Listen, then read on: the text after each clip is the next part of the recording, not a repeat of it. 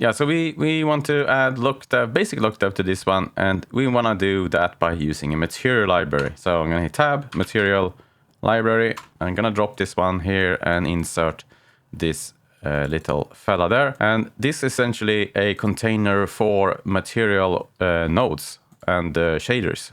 In our case here, we want to go into this one, so double click and drop down a Renderman node here, Renderman Material Builder, and this is how it looks if you're in Solaris 20. It's new in 20. I'm going to be using 20 and beyond for this course here. It will add this sub network that we once again is going to go into.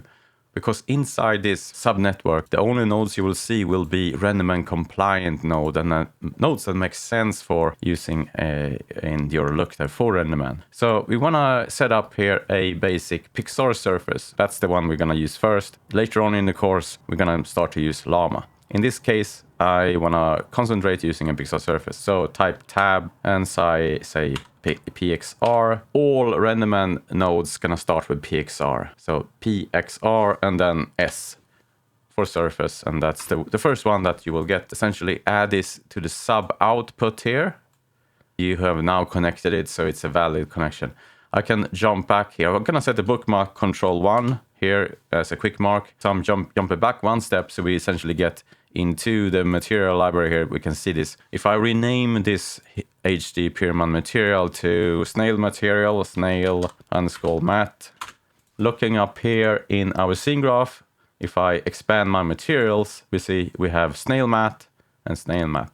So this node here is essentially what we will connect using our material assignments. This here in the scene graph will be our geo that we see here. We can see, for example, if I say base geo and enable selections here, you can see here, that's the base, eye sockets. Now we want to assign a material. I'm gonna jump back into the main graph here and say control 2 to set up a bookmark. So if I now hit 1, so now if I hit 1, I'm gonna be inside the material group.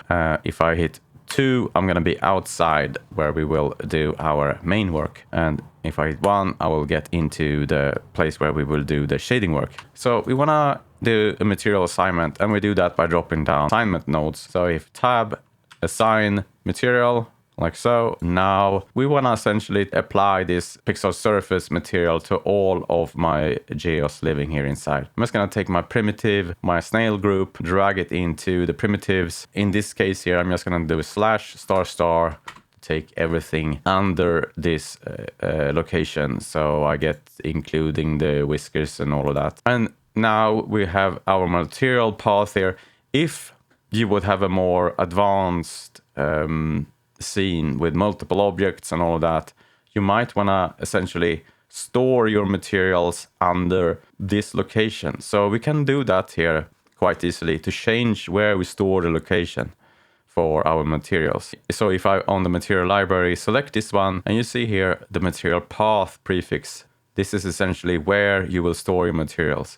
I want to reroute this from the default slash materials to snail group and then materials. So I'm just going to drag my snail group and do slash and type materials slash, like so.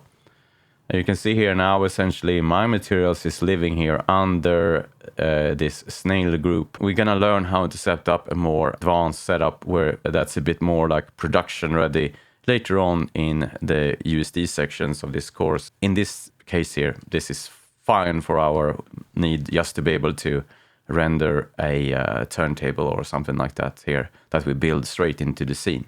In the next episode, we're going to create a HDR dome light so we can light our object. If you want to support my channel, consider dropping a comment in one of the videos with information of upcoming episodes you want to see from Meshmen Studio. See you on the channel. Bye bye.